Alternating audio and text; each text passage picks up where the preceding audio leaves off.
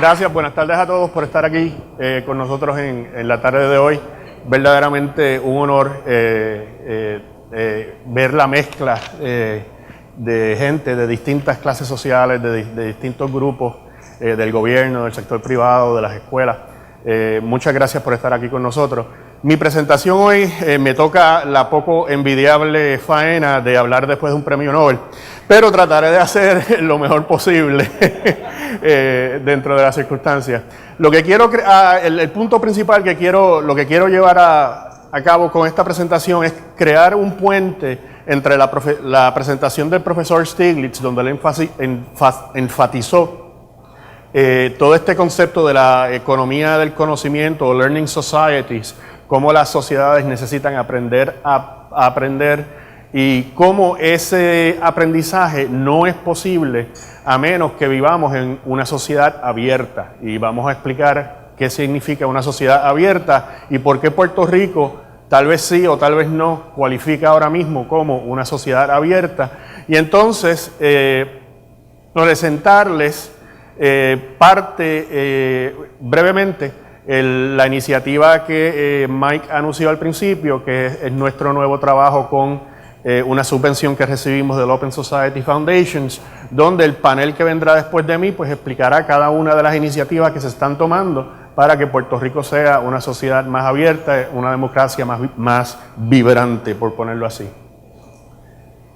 Como mencionó el profesor Stiglitz, la economía basada en el conocimiento necesitamos innovación, producción de ideas, requiere pues una serie de políticas públicas. Él habló de lo que se llama una política industrial y como él explicó claramente, no es solamente una política limitada a la manufactura, sino a todos los sectores de la producción económica. Se necesitan escuelas, universidades con unos currículos específicos que fomenten este tipo de conocimiento y también se necesitan instituciones, tanto del gobierno y del sector privado, que fomenten y protejan la creación del conocimiento.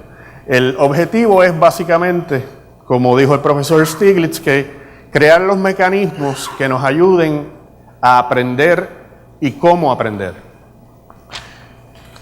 Para traer este concepto un poco más al nivel de todos nosotros acá que no somos premio Nobel, yo sé que el profesor Stiglitz criticó mucho a Apple, pero creo que esto es una manera interesante de ver lo que estamos hablando. Este es el iPhone 4 que salió creo que hace 2 años, tal vez 2 años y medio. Y hablamos siempre, si usted mira la parte de atrás de su iPhone, dice ensamblado en China, designed by Apple Inc. en California. Y todo el mundo dice, wow, los chinos se están haciendo millonarios porque son los que manufacturan el iPhone y tienen el monopolio. Esta gráfica es un desglose del precio total, que sería $560. Al manufacturero chino le tocan $7. Les toca este pedacito aquí. Los componentes, las cosas que están adentro del iPhone, que se producen en Taiwán, en Estados Unidos, algunas en Italia, alrededor del mundo, en Corea, Samsung, son $178. O sea que ya aquí tenemos un valor añadido mucho mayor al de solamente concentrarnos en montar la manufactura. Y estos otros $7 son los que van a la compañía Foxconn como su margen de ganancia. El resto del precio de 560 a $368 o casi 66% va para Apple por esa frasecita que dice atrás, Designed in California by Apple Corporation. Ese es el valor de la economía del conocimiento. Ese es el valor de la economía del conocimiento. En Puerto Rico nos hemos concentrado en este slice por los últimos 50, 60 años, en conseguir este pedacito. Y la idea entonces es cómo nos movemos de este slice a este pedazo. Y esa es la transición que es verdaderamente difícil. Y como mencionó el profesor Stiglitz, Apple no lo hizo solo. Apple se benefició de una serie de políticas públicas en Estados Unidos, de transferencias gubernamentales, de research que fue financiado por el gobierno federal, de investigación que hicieron científicos en universidades sin fines de lucro, pero al fin y al cabo logró crear un producto cuyo valor verdaderamente se encuentra en el diseño, en la idea, no en poner el muñequito junto, como hacemos aquí en Puerto Rico. Imagínense que esto es una pastilla, Lipitor, que se manufactura aquí en Puerto Rico.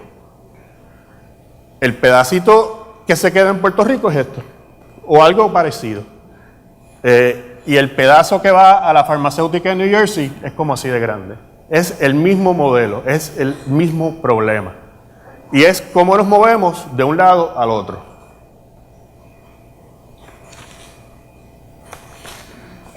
Para hacer esto necesitamos movilizar todos los recursos de nuestra sociedad. Y aquí les hablo de, tengo una cita de un economista que se llama Albert Hirschman, que falleció hace poco. Es tal vez uno de los economistas más importantes y menos reconocidos del siglo XX. Les recomiendo, as an aside, que cuando tengan un tiempo se lean su biografía. Fue voluntario en las tropas, en la guerra de España en contra de las tropas de Franco.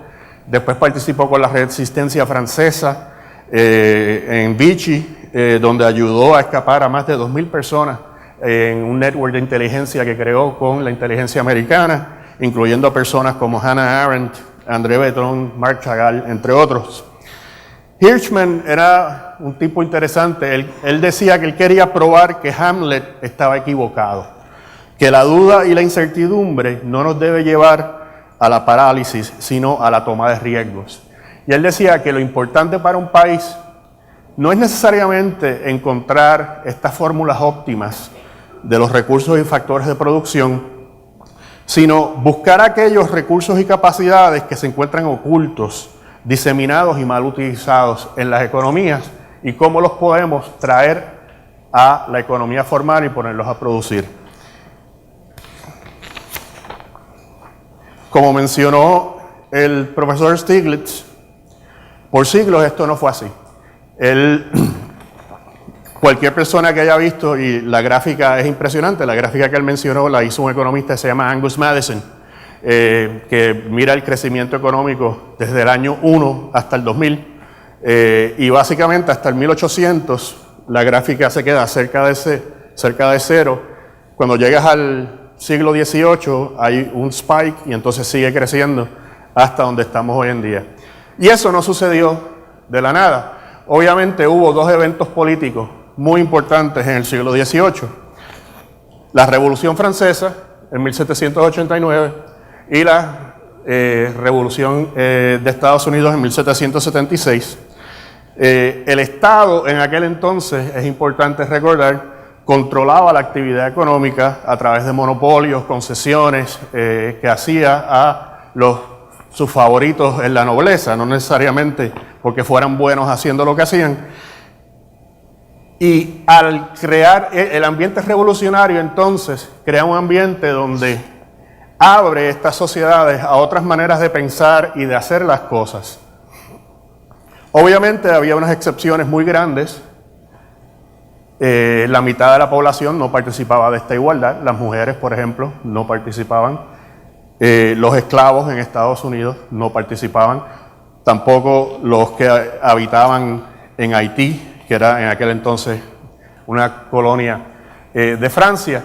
Pero la idea entonces era crear una sociedad que fuera mucho más abierta, una sociedad de semejantes, donde estas diferencias entre la nobleza, la aristocracia, el clero, el rey o la reina, se disolvieran, donde se dejara claro que todos los seres humanos somos iguales en humanidad y dignidad. Ese es un concepto sumamente radical que a veces perdemos vista de él. En términos de la independencia del individuo, lo que buscaban estas dos revoluciones, la Revolución Americana y la Revolución Francesa, era que cada persona fueran tratados iguales en la libertad. Vuelvo y repito, sé que esto no aplicaba a todas las personas, pero esa era la aspiración del espíritu revolucionario. Y hay un cambio bien importante desde el punto de vista económico. Se cambia, entonces hay una modificación de las relaciones basadas en estatus social entre señor y vasallo o el master and slave a relaciones basadas en contratos. Es en este contexto que, y mucha gente que cita a Adam Smith se les olvida decir esto, es en este contexto que Adam Smith escribió y hablaba de limitar el poder del Estado, porque el Estado en aquel entonces lo que hacía era asignar monopolios y concesiones a sus favoritos y no necesariamente, y lo hacía basado en relaciones de estatus social, no en relaciones basadas en términos económicos, y la libertad para entrar entre contratos como iguales fue uno de los cambios radicales que sucedió a raíz de estas dos revoluciones. Y finalmente se empieza a hablar de un concepto de ciudadanía mucho más amplio, donde los ciudadanos eran iguales ante la ley y había igualdad de participación, por lo menos, volvemos, para los hombres, su mayoría blancos, dueños de propiedad, en términos de las asambleas y de la votación.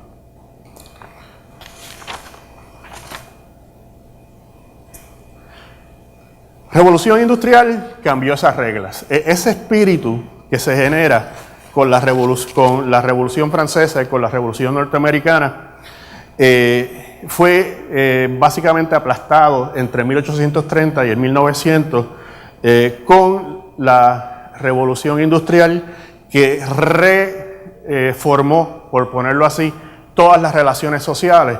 El primero en identificar esto fue Karl Marx, que observó que los efectos del capitalismo y de la economía de mercado no se limitaban solamente a la economía, tenían efectos en la familia, tenían efectos en la sociedad, tenían efectos en otras instituciones que se veían afectadas en su mayoría adversamente por este tipo de capitalismo sin control. Esto es una foto de niños trabajando en Inglaterra.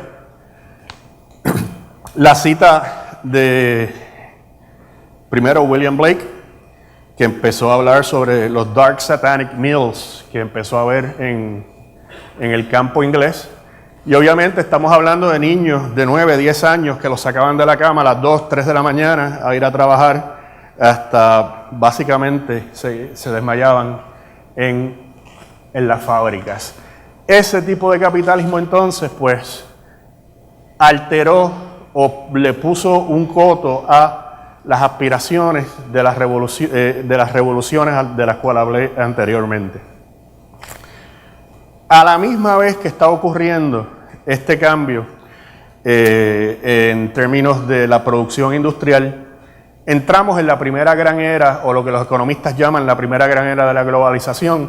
Hay un debate, algunos economistas dicen que la globalización es un fenómeno que se puede llevar o rastrear hasta el Imperio Romano, si no antes, pero en términos de la intensidad de los flujos de capital, de bienes y de personas, el periodo entre 1870 y la Primera Guerra Mundial se considera como el periodo más intenso de la globalización.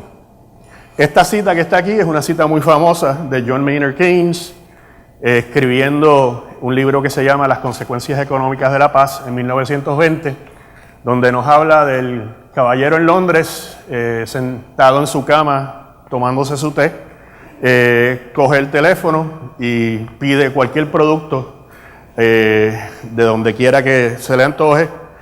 A la misma vez podía viajar a cualquier parte del mundo sin ningún tipo de pasaporte, sin ningún tipo de visa. Es interesante entonces mencionar que este proceso fue en parte motivado por grandes cambios tecnológicos que ocurrieron en precisamente esa época de 1870, 1880. Ya el mundo estaba conectado primero con el telégrafo, después con el teléfono, con barcos de vapor, con trenes que unían a Europa con Rusia y otras partes del mundo. O sea que no es la primera vez que vemos esto, pero este proceso de globalización termina, como ya dije, en la Primera Guerra Mundial. Hubo una reacción en muchos de estos países a estos procesos y por eso es que tenemos que ver entonces la globalización no como un proceso lineal, sino como una serie de ciclos que se mueven. Los historiadores debaten grandemente cuáles son las fuentes de esas fluctuaciones.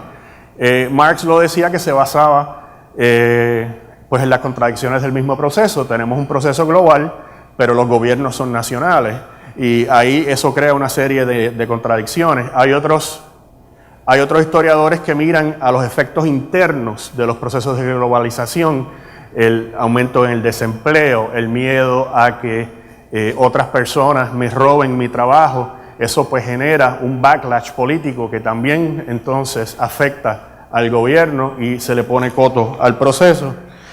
Y hay otros que dicen que el cambio tecnológico a veces ocurre tan y tan rápido que las instituciones humanas no pueden evolucionar lo suficientemente rápido para estar a la par. Y al tener ese desfase, entonces es que se crean estas reacciones de nacionalismo sumamente virulento, llamados al proteccionismo, xenofobia. Y desafortunadamente ese mundo del que hablaba Keynes pues se fue destruido por la Primera Guerra Mundial, que de hecho este año se cumplen 100 años, se conmemoran 100 años del inicio de la Primera Guerra Mundial. Los historiadores todavía no están totalmente de acuerdo sobre cuáles fueron las razones, pero como dijo el ministro de Relaciones Exteriores de Inglaterra, Sir Edward Grey, las lámparas en Europa se apagaron y no las volveremos a ver prendidas por el resto de nuestra vida. Y para él, desafortunadamente, así fue. En el periodo entre las guerras, entonces, se crean varias o unas cuantas nuevas democracias en Europa como parte del Tratado de Versalles de 1919. Antes de comenzar la Primera Guerra Mundial había solamente 3 democracias o repúblicas, como se les llamaba antes. Al final de 1918 había 13. Pero estas democracias no contaban con unas instituciones sólidas que las ayudaran a mantenerse. Se enfocaban mucho en el procedimiento, no necesariamente en los derechos de las personas. Y entonces entramos en una era de desorden económico, conflicto político, en parte por las condiciones punitivas que se le impusieron a Alemania en el Tratado de Versalles y en parte pues también pues por la Gran Depresión.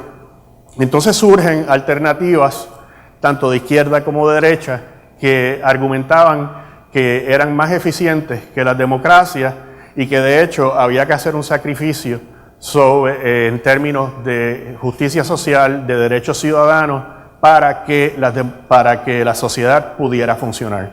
Y de ahí es que sale en parte el fenómeno de las 2 personas que tengo aquí en pantalla. El resultado, entre otras cosas, una destrucción masiva del conocimiento. Esa cita de Hermann Göring, Albert Camus decía que era la mejor síntesis de la filosofía nazi que él había visto en una sola oración. When anyone talks to me of intelligence, I take out my revolver.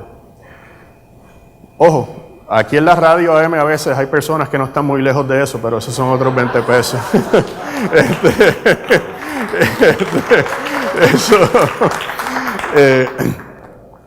es una foto de una quema de libros en Alemania y obviamente pues en estas sociedades totalitarias el pensamiento crítico y la libertad no se enfatizaban, estaban literalmente prohibidos y eventualmente terminó pues primero en la censura, después en la quema de libros, después en el encarcelamiento de muchos profesores, escritores,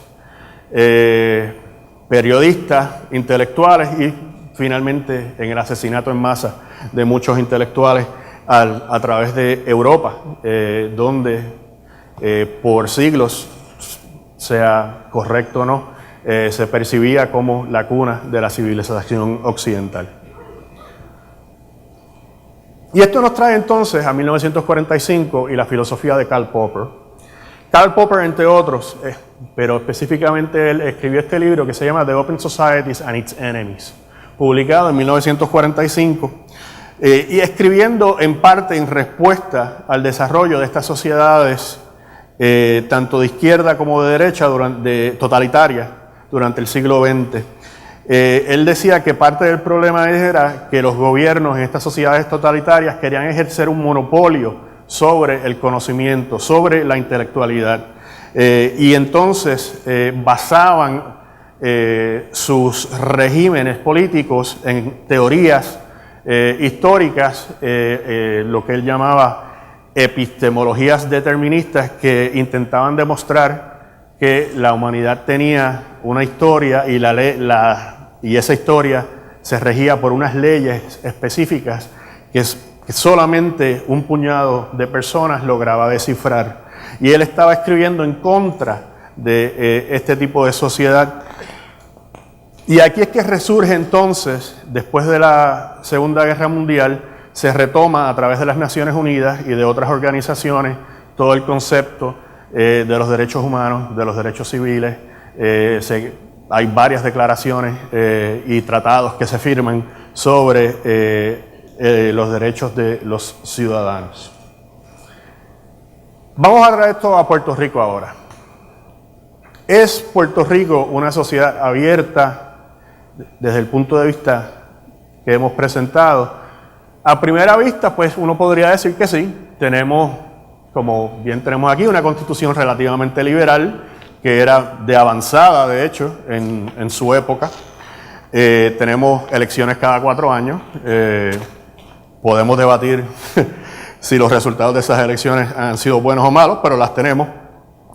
Tenemos una universidad pública que recibe una subvención anual por fórmula del presupuesto del gobierno de Puerto Rico. Eso no es así en muchas partes del mundo. Y tenemos también lo que alegadamente es una sociedad de ley y orden. Lo pongo entre comillas porque a veces hay más leyes que orden, yo creo, en Puerto Rico, pero bueno. En general, esa es la visión de que somos una sociedad de ley y orden. Pero tal vez no. Yo creo que si miramos un poco más a fondo cómo funciona nuestra sociedad, desafortunadamente, más de 500 años de colonialismo pues han producido una larga historia de dependencia gubernamental, clientelismo político, persecución y vigilancia ilegal de grupos políticos y organizaciones políticas, el uso repetido de la fuerza para reprimir el derecho a la libre expresión, para perseguir a diversas comunidades marginadas, unos niveles alarmantes de corrupción gubernamental, impunidad oficial. Esta cita es del informe que hizo el Departamento de Justicia en septiembre del 2011 sobre el Departamento de la Policía de Puerto Rico, donde una de sus conclusiones es que más oficiales de la Policía de Puerto Rico están envueltos en actividad criminal que en cualquier otra agencia de law enforcement en los Estados Unidos. Esto es una foto de una protesta que hubo en el Capitolio hace unos cuantos años que le dio la vuelta al mundo. Un policía, una estudiante y su madre en el piso siendo claramente atacados por ejercer su derecho a la libre expresión. También tenemos una gran experiencia, una gran historia de paternalismo gubernamental. En general, las estructuras gubernamentales en Puerto Rico, y esto afecta no solo a la sociedad civil, sino también a los empresarios y a las compañías del sector privado, sumamente paternalistas, poco transparentes, muchas veces conseguir información es bien difícil. El gobierno, además de eso, tiende a desalentar muchas veces la acción comunitaria independiente y a fomentar patrones de dependencia e interacción basados en relaciones de dependencia y patronazgo político. El resultado es que muchas organizaciones de la sociedad civil y algunas del sector privado en Puerto Rico han sido básicamente capturadas por estructuras político-partidistas y operan en función de esos intereses, no son verdaderamente independientes. Existen algunos ejemplos exitosos, o sea, lo anterior no significa que no existan en Puerto Rico ejemplos de comunidades organizadas y de coaliciones que se han formado para atacar y llevar a cabo cambio de política pública exitosamente. Tenemos el ejemplo, por ejemplo, de la Ley 54 con los derechos de la mujer, tenemos las organizaciones ambientales, tenemos también el reciente movimiento de la comunidad LGBT, entre otros. Pero la norma en Puerto Rico, me atrevería a decir, es que este tipo de acción cívica no es algo que es un componente esencial de nuestra sociedad, es algo que ocurre puntualmente, dependiendo del issue, del asunto que se quiera traer, pero no está organizado. ¿Y qué es lo que buscamos entonces con esta nueva iniciativa? Pues es rebalancear la relación entre la ciudadanía y el poder gubernamental. Tenemos la sociedad cívica de un lado, donde está el sector privado y la sociedad civil, y tenemos entonces el gobierno. Y el gobierno en Puerto Rico entonces vemos cómo utilizando estos mecanismos paternalistas, de clientelismo, de politización, muchas veces hasta de represalia.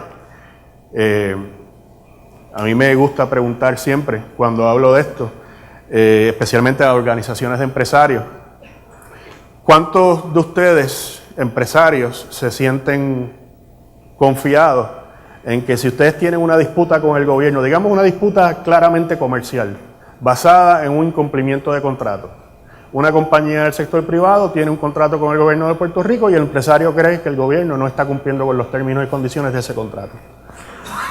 ¿Cuántas personas, cuántos empresarios se sienten confiados en Puerto Rico que si llevan una demanda en contra del gobierno en el tribunal de Puerto Rico, ese tribunal los va a tratar de una manera justa?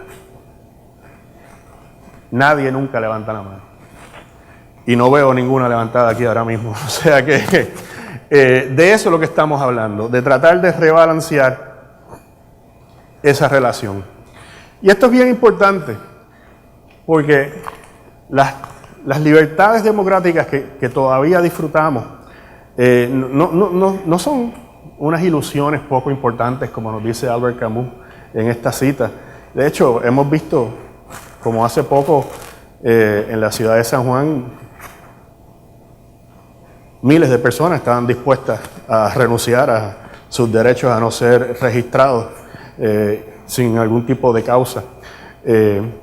Y esas libertades no son tecnicismo, no son legalismo, representan verdaderamente la herencia de esas revoluciones de las que hablé que sucedieron hace 2 años.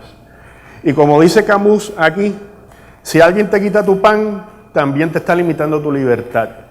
Pero si alguien te quita tu libertad, puedes estar seguro que también tu pan va a estar amenazado, porque vas a estar o vas a depender de los caprichos de un señor feudal, básicamente. La pobreza aumenta en la medida en que disminuye la libertad y viceversa. Esto lo escribió Albert Camus en 1953 en un libro que se llama Resistencia, Rebelión y Muerte, que no es la lectura más positiva, optimista del mundo, pero vale la pena leer algunos de los ensayos en ese libro. ¿Y cuál es la visión entonces de lo que queremos hacer con esta nueva iniciativa? Pues la visión que nosotros le presentamos al Open Society Foundation fue literalmente esta misma, y los compañeros que vienen en el panel después de mi presentación abundarán un poco más sobre cada una de las iniciativas, pero en términos generales lo que estamos hablando es crear una sociedad democrática, verdaderamente democrática en Puerto Rico, donde los individuos y las organizaciones cuentan con la capacidad, los recursos, las herramientas, la autonomía para interactuar eficazmente con el gobierno y otras instituciones, oponerse y retar cuando sea necesario a las estructuras existentes de poder económico, político y social, reducir las desigualdades generadas por esas estructuras de poder y ser agentes de cambio para conseguir un gobierno responsable, transparente y que rinda cuentas al pueblo. Para lograr esa visión de fortalecer nuestra capacidad cívica, este grupo trabajará en 4 áreas específicas. El área de transparencia, que el profesor Stiglitz ya la mencionó como una de las más importantes para la economía del conocimiento. Mejorar el acceso a la justicia, derechos civiles, equidad y justicia social.